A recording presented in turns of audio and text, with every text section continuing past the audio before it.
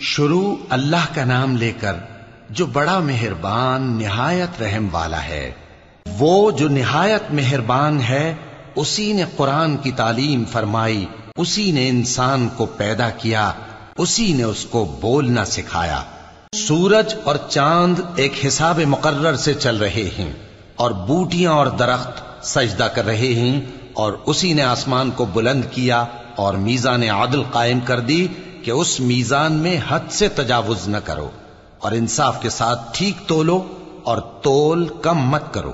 اور اسی نے خلقت کے لیے زمین بچھائی، اس میں میوے اور کھجور کے درخت ہیں جن کے خوشوں پر غلاف ہوتی ہیں، اور اناج جس کے ساتھ بھس ہوتا ہے، اور خوشبودار پھول۔ تو اے گروہ جن و انس، تم اپنے پروردگار کی کون کون سی نعمت کو جھٹلاؤ گے؟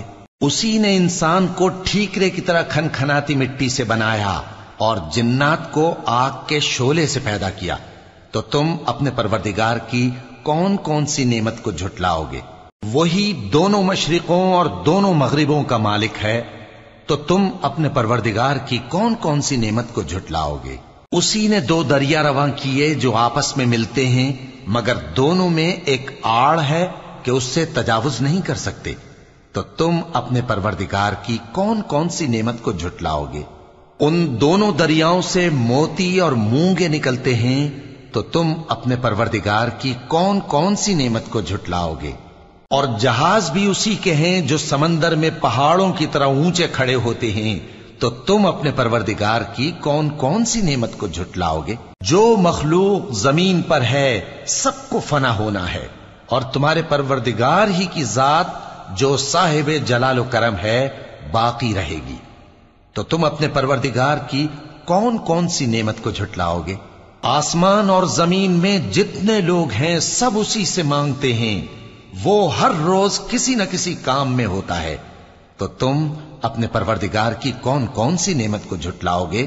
اے دونوں جماعتوں، ہم ان قریب تمہاری طرف متوجہ ہوتے ہیں، تو تم اپنے پروردگار کی کون کون سی نعمت کو جھٹلاؤ گے؟ اے گروہ جن و انس، اگر تمہیں قدرت ہو کہ آسمان اور زمین کے کناروں سے نکل جاؤ تو نکل جاؤ، اور زور کے سوا تو تم نکل سکنے ہی کہ نہیں، تو تم اپنے پروردگار کی کون کون سی نعمت کو جھٹلاؤ گے؟ تم پر آگ کے شعلے صاف اور دھواں ملے چھوڑ دیے جائیں گے، تو پھر تم ان کا مقابلہ نہ کر سکو گے، تو تم اپنے پروردگار کی کون کون سی نعمت کو جھٹلاؤ گے؟ پھر جب آسمان پھٹ کر تیل کی تلچھٹ کی طرح گلابی ہو جائے گا تو وہ کیسا ہولناک دن ہوگا، تو تم اپنے پروردگار کی کون کون سی نعمت کو جھٹلاؤ گے؟ تو اس روز نہ تو کسی انسان سے اس کے گناہوں کے بارے میں پرسش کی جائے گی اور نہ کسی جن سے، تو تم اپنے پروردگار کی کون کون سی نعمت کو جھٹلاؤ گے؟ گناہگار اپنے چہرے ہی سے پہچان لیے جائیں گے تو پیشانی کے بالوں اور پاؤں سے پکڑ لیے جائیں گے، تو تم اپنے پروردگار کی کون کون سی نعمت کو جھٹلاؤ گے؟ یہی وہ جہنم ہے جسے گناہگار لوگ جھٹلاتے تھے، وہ دوزخ اور کھولتے ہوئے گرم پانی کے درمیان گھومتے پھریں گے، تو تم اپنے پروردگار کی کون کون سی نعمت کو جھٹلاؤ گے؟ اور جو شخص اپنے پروردگار کے سامنے کھڑے ہونے سے ڈرا، اس کے لیے دو باغ ہیں، تو تم اپنے پروردگار کی کون کون سی نعمت کو جھٹلاؤ گے؟ ان دونوں میں بہت سی شاخیں یعنی قسم قسم کے میووں کے درخت ہیں، تو تم اپنے پروردگار کی کون کون سی نعمت کو جھٹلاؤ گے؟ ان میں دو چشمے بہ رہے ہیں، تو تم اپنے پروردگار کی کون کون سی نعمت کو جھٹلاؤ گے؟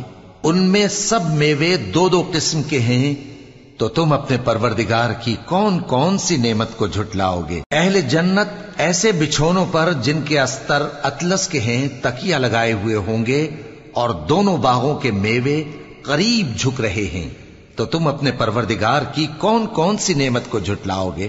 ان میں نیچی نگاہ والی عورتیں ہیں جن کو اہل جنت سے پہلے نہ کسی انسان نے ہاتھ لگایا اور نہ کسی جن نے، تو تم اپنے پروردگار کی کون کون سی نعمت کو جھٹلاؤ گے؟